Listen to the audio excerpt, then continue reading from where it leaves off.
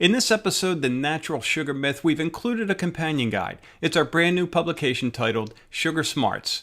And as a listener of this episode, you can download it free on our blog at shiftformula.com. Inside the publication, you'll find the 5 sugar deceptions that are ruining your health. And you also get our handy bonus guide, the Ultimate Alternative Sweeteners Guide. Welcome to the Insulin Suppression Podcast, where it's all about going from hopeless to healed with certainty, right action, and science. Here are your hosts, Barbara and Charlie McDermott. We're up against a lot. Like even Pat just sent us a question. That's why I have my laughing man ready for later, just so we all know, okay? Because things come at us right and left. Yeah. And the things we knew before, what we know now, is actually true. You know, it's not the things we don't know that get us in trouble. It's the things we know that wasn't so, right? Yep.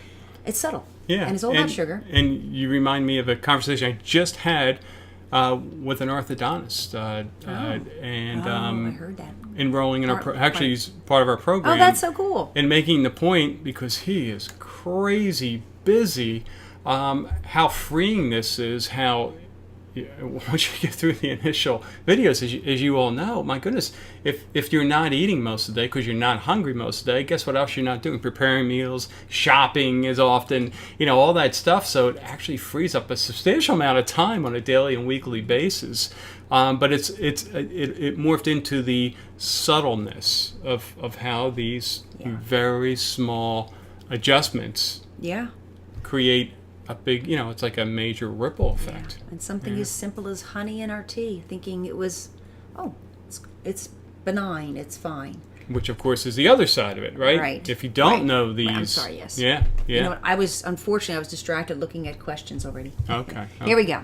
So, okay, we're gonna go right through it, right? Yep. Right okay. through. I'm not looking at any questions. So anymore. I won't have to put blinders on Barb. So, looking at simple sugars again. Remember, everything that we, as Shift Insiders, stand for is about insulin suppression, right? Suppressing the amount of that fat storage hormone, that growth hormone, that atherogenic hormone. It is an anabolic hormone that grows things, right? We want to keep insulin levels down. We want to drop them back down. The only way we can drop them back down is to make sure that our blood sugar stays down. So understanding all of these foods and how they're literally all sugar. There's just no way around it. So the simple sugars that come into our carbohydrate world are things like glucose and fructose and galactose. Glucose, you all know that, right? That's that building block of every complex carbohydrate out there. All your pastas, your vegetables, beans, breads, all those carbohydrates break down into glucose. Fructose is what we get from our fruit and our honey, Natalia. There you go, right? We just watched a documentary on honeybees. That's probably why it came into our mind, because this man was saying in the documentary, first of all, our agriculture is stealing or stripping the land, and our bees don't have the ability to pollinate because there are less, trees and flowers around because we've made room for wheat and grain. But he was saying how the honey industry today is having a giant boom because there is a savvy or enlightened eater, you and I, foodies out there who are wanting to eat locally. They want to know where the source of their food came from, and they believe that having something like honey trumps having cane sugar. It's less processed, yada yada. But he made the point. Everyone, they don't know what they're doing. This is the guy talking about the honey business. Yeah, and he's the head of the... He's the head of the Honey Association. Yeah. He says, it's kind of funny because we're cashing in, and they don't realize that the body metabolizes sugar and honey the exact same way. But hey, this is great. Yeah. Well, the other point was when they looked at the annual production of all the bees worldwide, and the amount of honey that is sold, it is, I forget, it was multiple times more honey is sold than what is created or produced. And so the documentary gets in, it's called Rotten, it's on Netflix, but Rotten. It gets into how there's a lot of, in many cases, we think we're getting honey and its additives are in China. China's a big, I guess, culprit. They're trying to sneak it in every which way. Adding fillers into honey, but anyway. But then the long story at the end is, even if it was organic and pure and completely real and just raised in our backyard, it's still sugar. Yeah. Okay. And then, of course, galactose is one of those forms of sugar that's a component of our milk sugars and the beans. And I had to put dried figs down there because it reminds us again that dried fruit is a lot of sugar, right? Lactose is your dairy sugar. Sucrose is that table sugar, which is made up of glucose and fructose. And all of these sugars are usually in combination with each other. Kind of like honeybee hive keepers, lack of a better word. They'll cross-pollinate different hives to create a certain taste of honey, a certain kind of honey. Well, in nature, all these different sugars work together, and then when we eat and digest, they all break down to glucose except the fructose. Fructose just goes straight to the liver and becomes a triglyceride, right? Whereas everything else can break down to glucose, okay? And this is where we start running into trouble. At least this is where I ran into trouble. When we start looking at, I have to look at carbohydrates. What the, right? And everyone kept telling me, get the blue agave nectar, get these alternative sweeteners for your daughter, because it's better for you. And I'm like, still the same amount of insulin going in, still the same blood sugar rise, but just take a look. 1 tablespoon of what is considered a low, the fact that they can write that, a low glycemic sweetener, 1 tablespoon is 16 net carbohydrates. So we know. And that actually is on the label. If you can't label. see it, yeah. It says low glycemic sweetener. Which means it breaks down slower than regular sugar, but it doesn't make blood sugar any lower. It just happens a little slower. And there's this little seductive thing like, if it happens slower, we're good. It's like, no, the blood sugar spike will just happen 15 minutes later or maybe an hour later.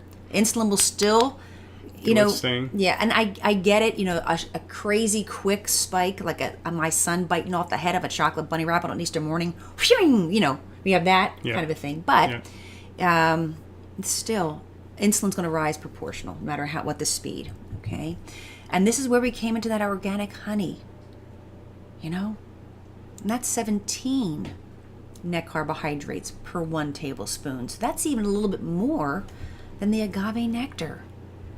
So we had 16 for agave nectar and 17 for the organic honey. Okay. Yeah. And then remember, you might see some labels that have a little bit different value, although the 17 for the honey tends to be the solid one. But I've seen as low as 12, and I've seen even higher, because there's a built-in 20% margin of error on labeling. So most any industry is going to use that to their advantage and make this look very palatable to you and me. And just to break it down even further for those who are new, 17 net carbs is equivalent to over 4 teaspoons of sugar. Blood sugar, yeah. So when our body metabolizes those 17 grams of carbohydrate from the honey, we're going to have an pretty damn instant, teaspoons of blood sugar elevation. 4. Yeah. So 1 tablespoon, 4. Now, a tablespoon is 3 teaspoons. Like if you really want to measure things out. So you're still getting, it becomes more blood sugar than it is on our table. Yeah. Good grief, Alana, right? Okay, here we go. So here's sugar. And I was at Target this weekend. That's why I was just taking pictures.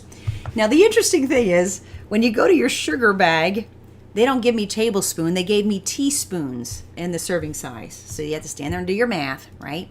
So we're looking at this, and 2 teaspoons is 8 carbohydrate. We're comparing tablespoons, so I have to add another teaspoon into that. That's 3 teaspoons is 1 tablespoon, so it's 12 net carbohydrate. But look at the difference.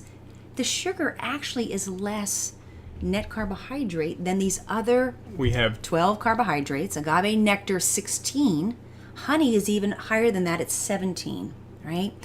This doesn't mean any of these are good or bad, right? We in here understand if I want to use honey, I'm going to use honey. But I just understand what the carbohydrate and teaspoon of blood sugar toll that's going to be. Remember, the world looks at food nutritionally. We look through it the metabolic lens. Well, here's a great article. I did some trolling for you today. Are all sugars the same? And it really came down to the answer is like in science lab, yeah, they're all the same. And that's where we operate, in science lab, right? is high fructose corn syrup getting a bad rap? Well, high fructose corn syrup is nothing we really want to spend any valuable food, on, right? But people, just recently, I've heard 3 people just in the past week say, sugar's the devil, sugar's evil, sugar's the devil. In my mind, sugar's fine. Sugar came from a plant. It is sugar, right? We know it's for treats. We know it's for sweets. It's these other foods that somehow get a free, get out of jail free pass. Yeah, and they're like wolves in sheep's clothing. They're really the same thing. Well, the interesting thing is that the large. It says, is there any difference the way the body handles these sugars? High fructose corn syrup, fruit juice concentrate, agave syrup. Which one is anyone better? Well, according to the American Medical Association (AMA), because the composition of high fructose corn syrup and sucrose, that's table sugar, are so similar, it appears unlikely that high fructose corn syrup contributes more to obesity or other conditions than sucrose. But here's the thing. It's that high fructose corn syrup is a real cheap, it's produced from corn, which is a grain, right? And it's put into bread, it's put into condiments, it's put into everything that you're buying your children because it's really addictive, right? And food industry doesn't necessarily care about our health. They care about their pocketbook. They really do. They've got to make ends meet. So it's just that high fructose corn syrup is usually in all those packaged products that we say are the devil. But that ingredient's really, it's no worse or better than sugar. I had to pull this out because there's the same article. And if you go down to the very last sentence or right above it, it says even the American Dietetic Association agrees with the American Medical Association. Both sweeteners contain the same number of calories, energy, 4 per gram. And those sweeteners are? What's that? I stumped you. When you say high both. fructose corn syrup and sucrose. Okay. They consist of equal parts of fructose and glucose. See all the O's? Is anybody else getting a little bit like in your head? Well, no matter what it is, this is what it comes down to, no matter what it is, once it's absorbed into our bloodstream, the 2 sweeteners are indistinguishable. The body can't tell them apart, right? Yeah. The body is not prejudiced. Like, I'm going to take the organic, and guess what? It's not going to do anything to me. And this is where we get upset for you and for others out in the world who are following rules like, oh, I'm just supposed to have honey instead of sugar and I'll be fine, right? And then we realize, no, that is just the same thing, okay? So the source, so too much fructose, this is what was funny. This was a response to that article. You want to read this? I will, but I just want to let you know. So someone responded this response to that article we just finished.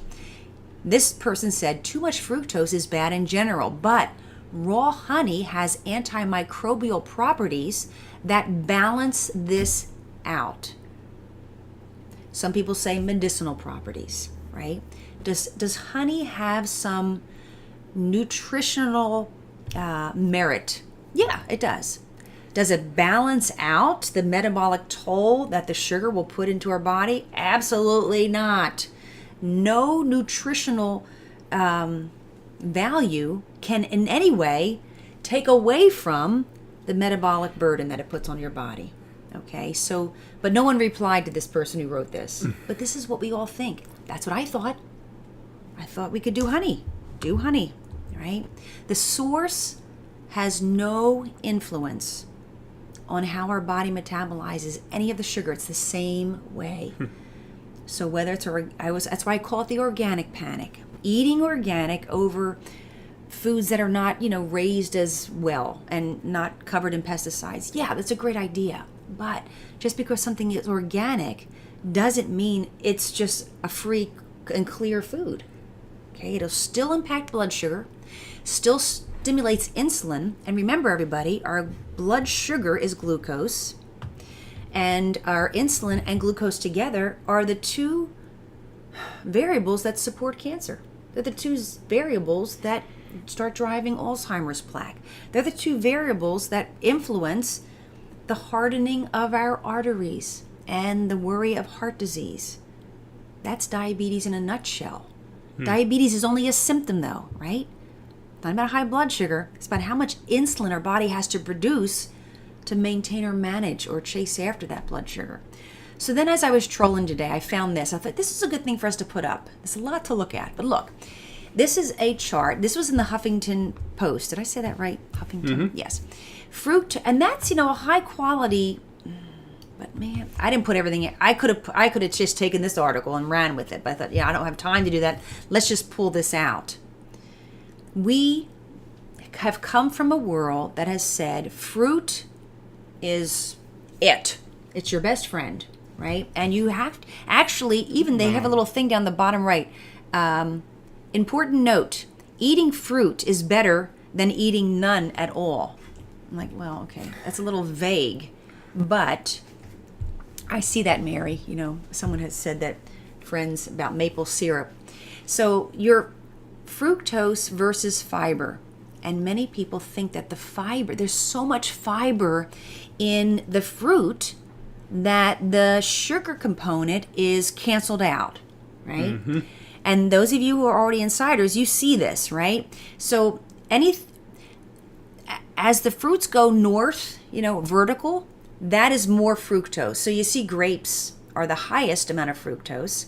And if you look at the bottom, we have cucumber, broccoli's down there, green beans, peas, and parsnips, and avocado. Kind of, they're on, and Brussels sprouts. But so that's north to south. But from east to west, that talks about the fiber content. Okay, so now we're trying to zero in on which ones are the furthest south, because that's the least amount of fructose and sugar.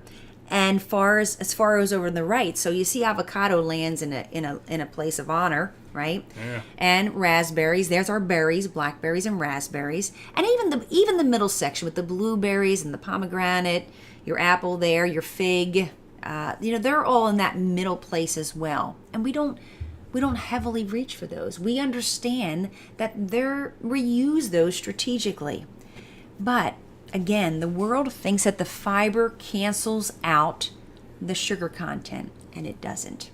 You can subtract it out because the fiber does go right through you, and the fiber is a part of the carbohydrate content, but it doesn't cancel out. And we know this. Just thought I should share that with you, okay? So, this is a little funny, but moving on now, right? What we were just talking about, the sweeteners and some of the fruits, these are more the simple carbohydrates, simple sugars. Okay, yeah. We had the monosaccharides, the disaccharides. Now we're kind of getting into the vegetables and the grain. And the monosaccharides, the disaccharides, the oligosaccharides, I know Steph's there. These are the fermentable foods that can cause that gastrointestinal distress. So they're all carbohydrates, right? All of the foods generally that are hurting our internal body tend to be carbohydrates, the lactose in dairy products for some of us, although many of us find that that's not quite a problem once we get rid of the grain. It's the bigger, heavier hitters that really cause the problem, and then the other guys get blamed. Then you take away the heavy hitters, and the other guy's like, oh, I can come in again. Cheese, yes, good friend. So with the complex carbohydrate, our straight chain starches, see those G's? What do they stand for? I know, Steph, I don't know how to, do you say FODMAP? I never know how to say that, FODMAP. I feel funny saying it. But straight chain starches are glucose, glucose, glucose, glucose, glucose in a straight chain. And then and that's some of the more like simpler kinds of foods. And then you have your branched chain starches where the G's are all over the place. The only difference is some of them just digest faster than the other. It doesn't mean anything different. They all break down. The point is that they all break down to glucose. So here's a perfect example of a kind of food that's going to break down like that into glucose. We have on the left King Arthur flour, which is our unbleached all-purpose flour, which is what was in my cabinet all the time. And here's a gluten-free version of baking flour for those of us who are diagnosed with celiac or have some kind of situation where we just know gluten is not working for us. But just like a person opting for honey instead of regular sugar really is doing a lateral move, and even a lateral and backward move, because it's actually more blood sugar impacting glucose. Same thing happens with flour as compared to gluten-free flour. Let's take a look. The left side picture is the traditional flour in the red, and on the right side is the gluten-free flour in the blue. The interesting thing is, you're going to, those of us who had to go celiac way end up with more compromising net carbohydrate in the gluten-free flour than in just the traditional wheat flour. It's not much more, but when you add it up in recipes and over time, it does become more. Okay, so again, we were talking about lateral moves. They're not lateral. They're usually lateral and then a little bit compromising. So simple sugars and complex carbohydrate are converted to glucose during the digestive process, and that happens through the walls of the intestine. That's where once it's all broken down, the glucose enters our bloodstream through the intestine. Now, I'm going to take you on a little journey, and this next shopping list, as I'm always looking for, and you know what? It's great. Some of you send me ideas like, hey, check this. Suggested shopping list for a group that's trying to beat cancer. With your strong eyes, your clear lens, at first I thought that was a line through the breads, but actually that's an arrow pointing that the breakfast foods extend up to the Cheerios, you see? And just a general, what we're looking at here is a grocery shopping list, because not everyone can see the slide here. So you have, just on this one slide, probably 40, 50 different foods. I'd say about 50 different foods. And, and this is where we can understand dietitians, nutritionists, they're only speaking the jargon that they learned in school. They haven't really had to apply the science to an actual body, right?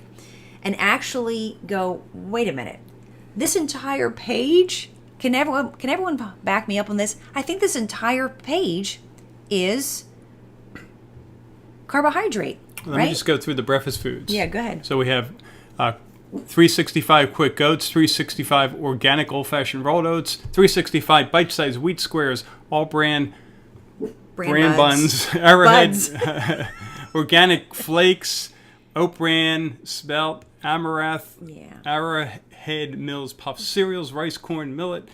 I can't pronounce half these words. It's okay. Carbs, high fiber cereal, shredded wheat, cereal, all oats, Cheerios, Engine 2. Is that RIP? Rest in peace, people? I don't even know.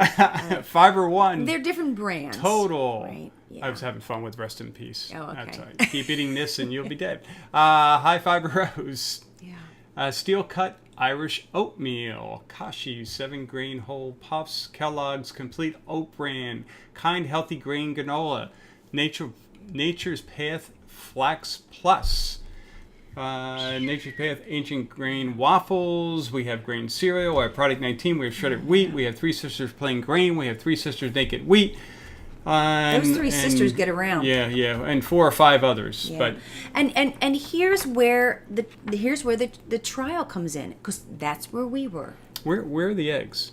The next page. Okay, but I want to start here. Yep. Because we now, as we know to look through the lens of foods metabolically, how does the food impact? How does it convert? What does it change to within my body? When I look at this, you know what I see? I see cancer cell fuel. That's what I see. Certainly blood sugar, but blood sugar is cancer cell fuel, right? And there are books out there in the world like Eating Pretty books, which are lovely ideas of let's take food and understand their nutritional value. But then you see things like, eating a lot of lentils because it's a protein powerhouse and it has blood sugar stabilizing energy. How do lentils stabilize blood sugar? Millet is a seed of happiness that also maintains blood sugar. Again, anyone, right? Quinoa, low glycemic index, steadies your blood sugar. It's just not true. None of this is true. None of this will stabilize blood sugar. All of this is blood sugar. And right? the maddening part of this, and somewhat angry part is right, Alana. This is the norm. This is the norm. And there are people who are running around trying to buy these things. Well, and banking their lives. Yeah, they're on believing. the validity of this, and reading books like this, hoping that this is their answer, whether they're fighting cancer or trying to survive it. It's maddening. Yeah, it is maddening, and it's frightening. And for those, and Karen Tinder just shared every single one of those foods would inflame my joints. Alana just shared that every single one of those would just send her blood sugar skyrocketing. She knows because she's type 1, but the rest of us don't know. Yeah. Yeah. And that's the seductive scare. Yeah. And then it goes on to this. So here's the rest of the foods that cancer individuals are encouraged to eat. And here's the thing. Instead of looking at all of it and not saying, oh, this is bad or good, what I see is what I don't see. Because I said to Charlie, everything I ate today, it's not even on this at all. Yeah. Now, there are eggs in the, I think in the protein section. It does say eggs, organic if you eat them often. So then you have this seductive thing like, maybe you shouldn't be eating those so often. It makes you... I felt, after reading this pretty eating book, I thought, oh my gosh, I must be the ugliest eater on the planet. I am not pretty at all. And when you see the protein on the chart here, it says meat and plant-based protein. Okay. But do you see what I see?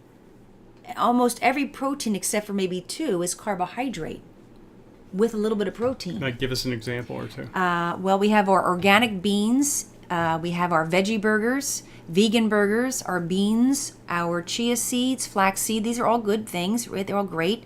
Lentils, hummus. Great in what way? Well, they're not like flaxseed, hemp seed. These are chia seeds. They're very good, nutritionally dense. They're not going to impact blood sugar, but they're also not going to fill you up. Like you're not going to eat that for breakfast. Some people like the flaxseed pudding. Yes, but sunshine veggie burgers, powdered peanut butter, sunflower butter.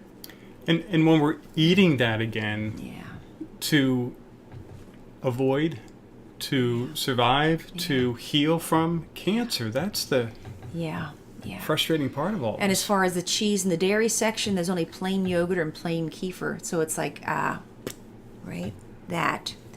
And then, of course, your Kind bars, your Lara bars, all those are, to me, well, they're made with real food ingredients, nuts, fruits, honey, and grain. Right? When it comes to the fruit section, buy enough fruit for at least 3 servings a day. At least 3 servings of fruit a day. That's blood sugar rise. Cancer cells are exquisitely sensitive to insulin. They have far more insulin receptors and with a heightened sensitivity than our healthy cells. So anytime they're engineered to be able to take advantage of blood sugar surges.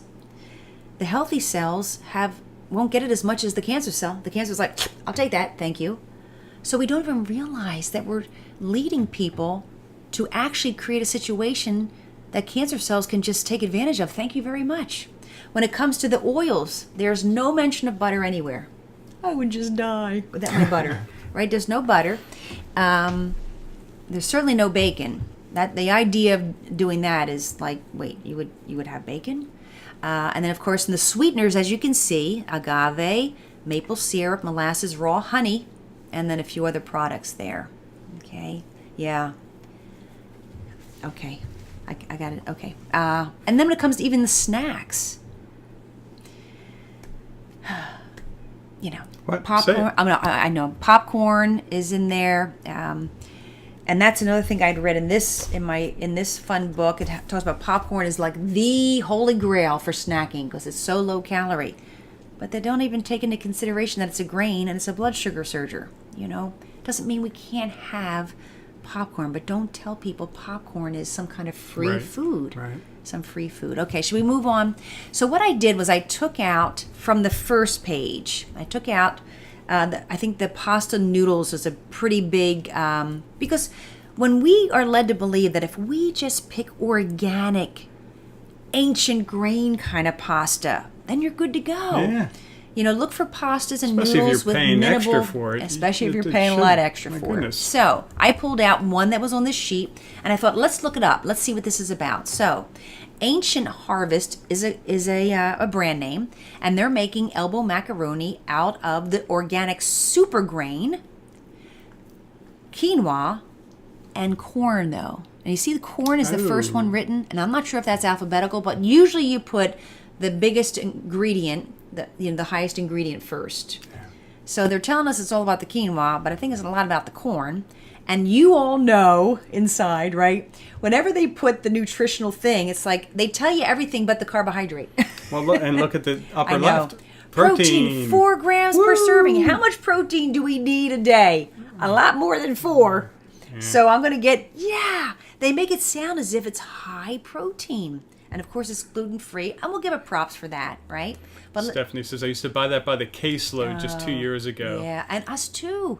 And Susan says, my hospital serves margarine as they are heart healthy. I remember and we said that I think it was Doug who shared with us that margarine's made out of plastic. I mean, cut to the chase kind of a thing, right? Yeah, it's very backward and scary out there. Churches and hospitals, right, are the places you have to really be nervous. Okay, so here we go. This is where, when you're a marketing person, you're looking at what are the words that are reaching out to your, demographic. Ancient Harvest. But I'll tell you this. I looked up like, okay, is there really such a thing as something that's nutritionally so powerful because it's ancient? Like it's an ancient kind of food. Like people ate this in ancient times. So now it's like even better for us. There's nothing. There's no correlation. Okay, so we can throw that one out. But haven't people ever invited you out to say, hey, I'm going to have an Ancient Harvest gluten-free pizza. You want to come with me? Like, I don't think I do. But anyway, take a look at this. And you see the word plant-based over and over and over. They're going to help us be a nutritional powerhouse because we're going to eat more plant-based. Now, you and I, we in Shift community, we eat plants, right? But we don't go around telling people, pistol shooting, that we are plant-based eaters because we know what? That's a carbohydrate-based way of eating. And plants are good. But that doesn't mean everything I eat has to be a plant because then I don't even get that full spectrum of protein.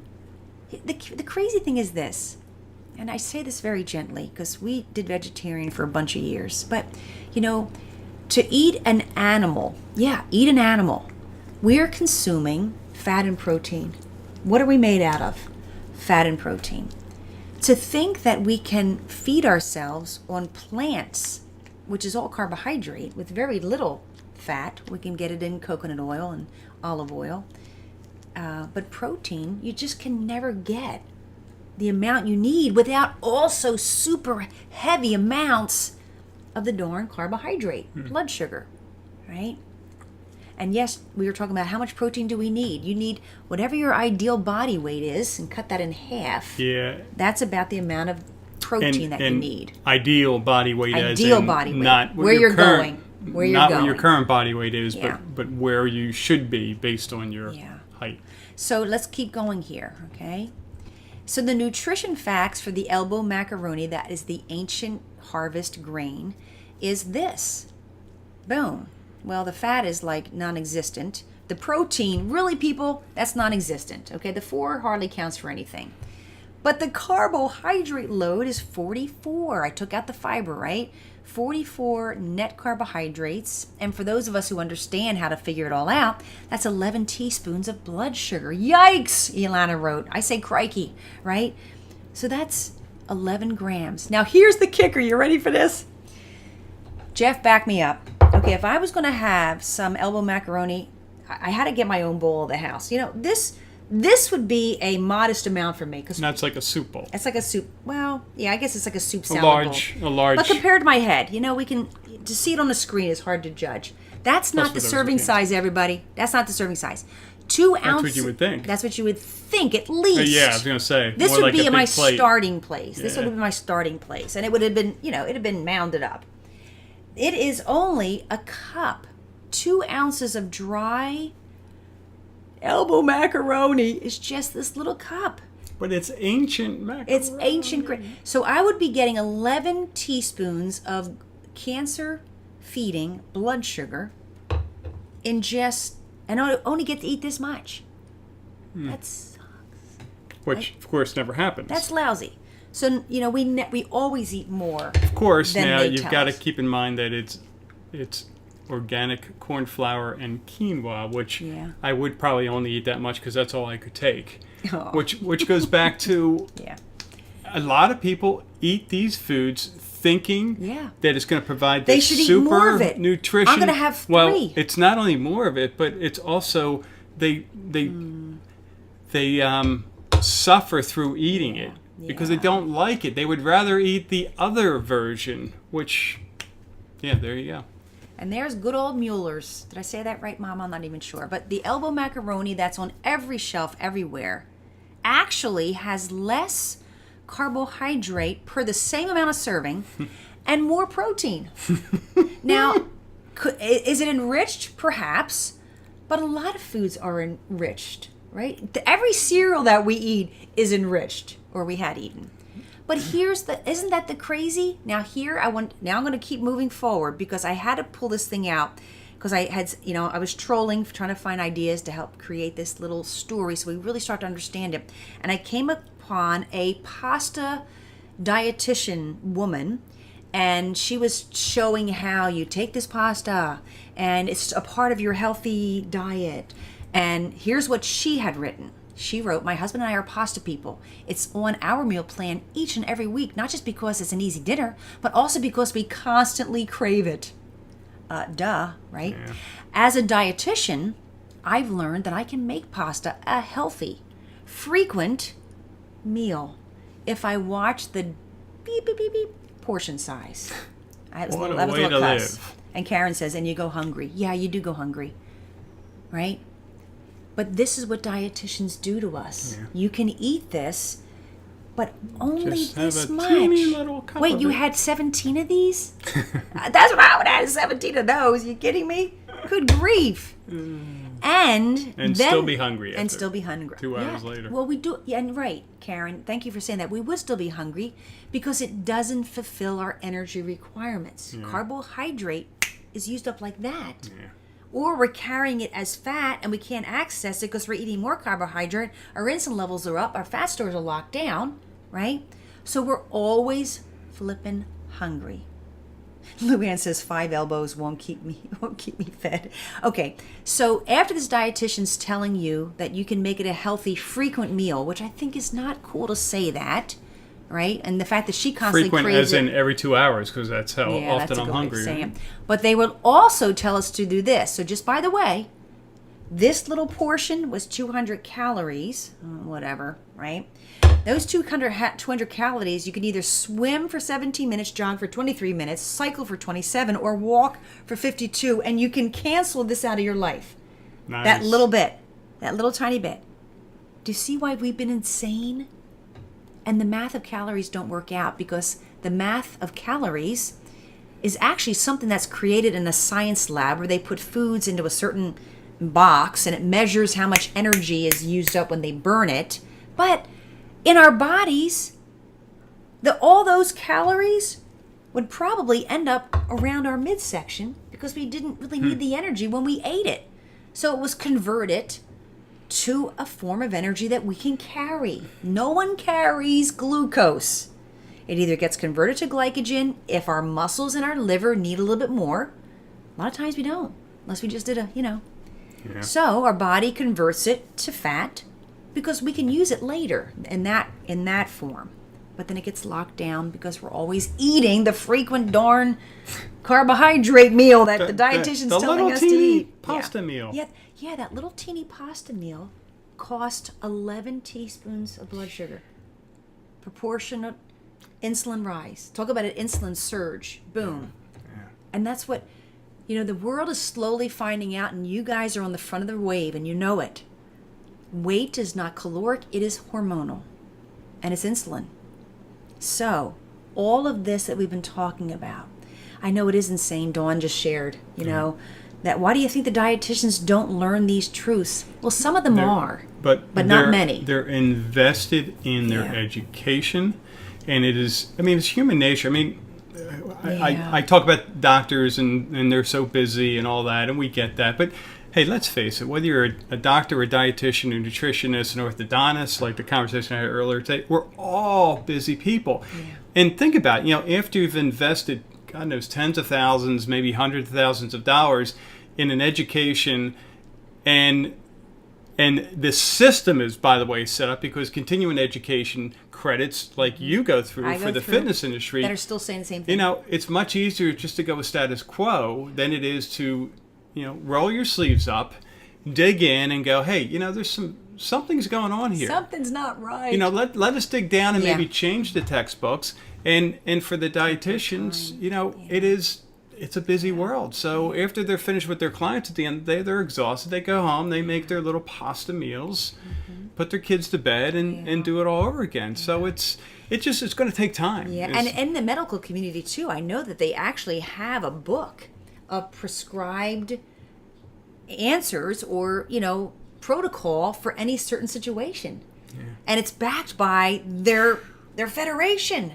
Yeah. So to step out and say, I'm not going to say what the federation's saying, you gotta like be a little badassery going on. Right? And you've had that conversation with one doctor in particular who's nodding his head yes, but saying I can't say yes. Hey, the hospital would never back him, and he would never dare cross that line because he'd be annihilated. Yeah. So it really comes down to we all have to find out for ourselves. We saw it in our daughter. We're like, okay, everything says that this should happen, but nothing's happening, right? As Alana had shared, she said if she would have eaten some of that, she has type 1, they would have just said dose more insulin. Yeah. No, never. Live in such a way that you need less insulin. Jeff says, I've had home nurses who said they would lose their job for not towing the line, and that was basically the conversation that Barb had. They've got to stick with whatever's written, and rightly so. My goodness, you can't have freewheeling doctors out there. We certainly get that, but my goodness, I think the time has come. And it takes so much education. Like look at us in here. How many of us go, I'm drifting. Yeah. Am I allowed to have butter? Right, Diana? Am I allowed to have butter?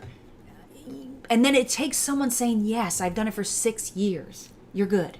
But no, who's going to take the time to really go into it? Because, it's easy to say, just pull back on the carbs a little bit. But then the cravings go crazy and you're never satisfied and you never last. So you start eating all those carbohydrates again. You don't realize, wow, if I displace the carbohydrates with some flavorful fat, I win? Yeah, we win, right?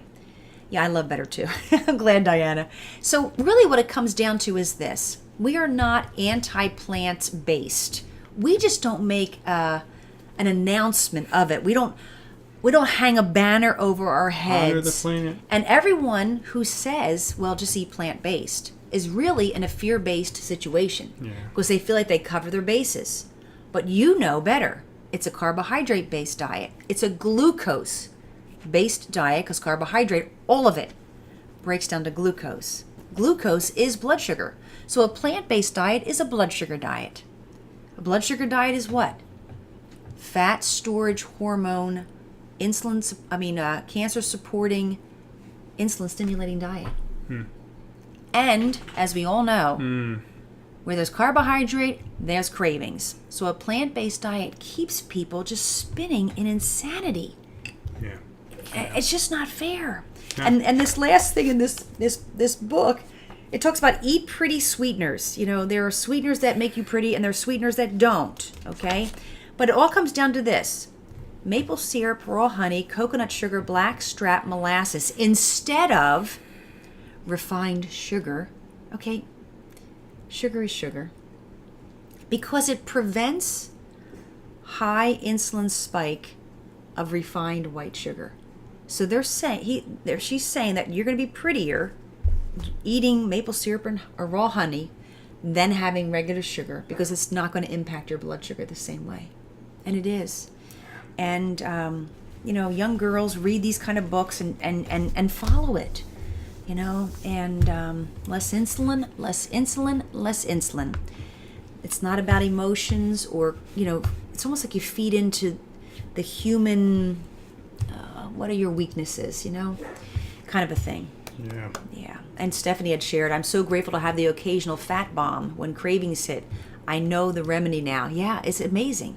When those little fisticuff cravings come in, fat is the insulating macronutrient. Right. Right? It just kind of calms that all down. Remember to grab your free copy of our newest publication, Sugar Smarts, 5 Sugar Deceptions That Are Ruining Your Health. To download your free copy, go to our blog at www.shiftformula.com and then go to this episode, The Natural Sugar Myth, and download your copy.